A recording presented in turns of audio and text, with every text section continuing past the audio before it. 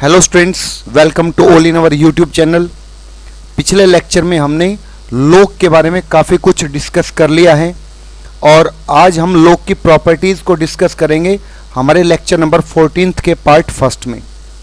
I hope सभी students को काफ़ी अच्छे से सारे लेक्चर अच्छे से समझ में आ रहे होंगे एंड आप लोग इनको प्रॉपरली फॉलो भी कर रहे होंगे। ठीक है, तो हम शुरू करते हैं आज का लेक्चर नंबर 14 का पार्ट नंबर फर्स्ट, और जो कि रहेगा प्रॉपर्टी बेस्ड। ओके, सो अगर बात की जाए प्रॉपर्टी नंबर फर्स्ट की, ठीक है, तो देखिए फर्स्ट प्रॉपर्टी क्या होती है, लोग की फर्स्ट प्रॉपर्टी क्या होती है। फर्स्ट प्रॉपर्टी तो हम डेफिनेशन को ही बोल देते हैं कि आपके पास अगर लिखा हुआ है लोग और उसका आर्ग्यूमेंट है ए लेकिन बेस है बी और इसका जो आउटपुट है अगर वो सी के इक्वल आता है, तो आप इस लोगरिथमिक फॉर्म को एक्सपोनेंशियल में कन्वर्ट कर सकते हैं। कैसे? a जो है वो b के पावर c के इक्वल हो जाएगा। ओके, और इसका रिवर्स एक्सपोनेंशियल को आप यहां से लोग की फॉर्म में भी वापस यहां से कन्वर्ट कर सकते हैं। ठीक है,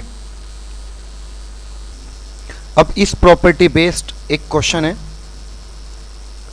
है यहां पर कि लोग 9 विद बेस x माइनस 2, इसका बेस है वो है x माइनस 2 और ये 2 के इक्वल है, तो आप यहां से x की वैल्यू बताइए क्या होगी। ठीक है, तो इसको हमें सोल्व करना है। सबसे पहले आप ये देखिए कि जैसे आप लोग यहां से हटाओगे, हटाते आपको क्या समझ में आएगा कि जो 9 है वो किसके इक्वल है, यहां से x माइनस 2 की पावर 2, और इसको फर्दर सिंप्लीफाई करेंगे तो 9 is equal to x square plus 4 minus 4x, और उसके बाद x square minus 4x plus 4 minus 9 जब होगा तो आपके पास यहां से कितना आ जाएगा 5। ठीक है, माइनस 5 और इज इक्वल टू 0। इसको अगर आप फैक्टराइज करते हैं तो आपके पास आ जाएगा x minus 5 and x plus 1 is equal to 0। यहां से x की वैल्यू आपके पास आएगी 5 एंड x की वैल्यू आएगी माइनस 1। ठीक है, लेकिन हमें इन दोनों वैल्यूज को यहां पर क्या करना पड़ेगा, चेक करना पड़ेगा इन दोनों वैल्यूज को कि ये इसका सॉल्यूशन है या नहीं है। ठीक है, तो या तो आप पहले डोमेन फाइंड आउट कर सकते थे जैसे मैंने आपको पिछली क्लास में समझाया था, या फिर इन दोनों वैल्यूज को आप डायरेक्ट इस ओरिजिनल क्वेश्चन में पुट करके चेक कर सकते हो। ठीक है, अगर आपने यहाँ पे इसको पुट किया, फॉर एग्जाम्पल आपने अगर -1 को यहाँ पे पुट कर दिया, तो जो इसका बेस है x माइनस 2 वो हमेशा 0 से बड़ा होगा लेकिन 1 कभी नहीं होना चाहिए, ये तो कंडीशन है। तो अब हम चेक कर लेते हैं यहाँ से x माइनस 2 को, तो इसमें आप x is equal to -1 put कीजिए। ठीक है, जो इसका यहाँ पर बेस है, इस बेस में आप पुट करके देखो एक बार, तो x इज इक्वल टू -1 आपने अगर पुट किया तो बेस कितना हो जाएगा यहाँ पर, तो इसका जो बेस है वो रिड्यूस होके कितना हो जाएगा यहाँ पर -1 और -2 आपके पास आएगा -3, जो कि पॉसिबल नहीं है। ठीक है, इसको आप यहाँ से रिजेक्ट करेंगे, पॉसिबल नहीं है, क्योंकि जो बेस है वो 0 से बड़ा होना चाहिए यानी कि पॉजिटिव, या फिर उसकी वैल्यू 1 नहीं होनी चाहिए। ठीक है, तो यहाँ पे तो नेगेटिव वैल्यू आ गई, इसलिए ये रिजेक्ट हो जाएगा। अब सेकंड को भी चेक कर लेते हैं, ऐसा भी हो सकता है कि इस क्वेश्चन का एक भी सॉल्यूशन ना हो। अब हम यहाँ से पुट करते हैं x is equal to 5, so x minus 2 की वैल्यू क्या होगी 5 माइनस 2 3, और इसको कोई इश्यू नहीं है, ये पॉजिटिव है।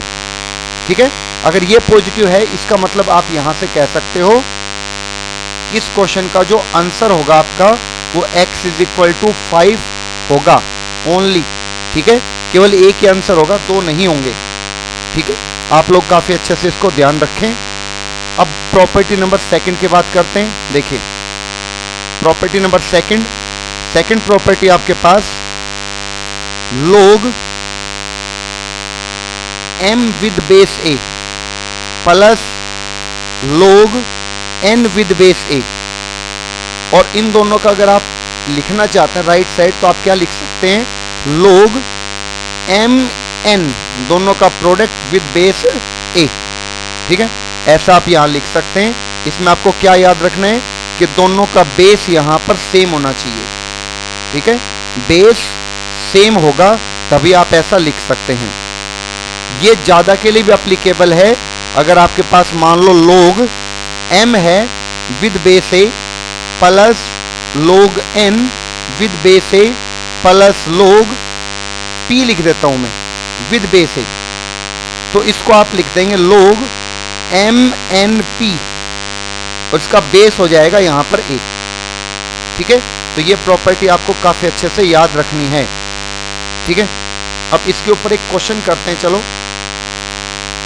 क्वेश्चन है आपका यहां से कि find the value of x।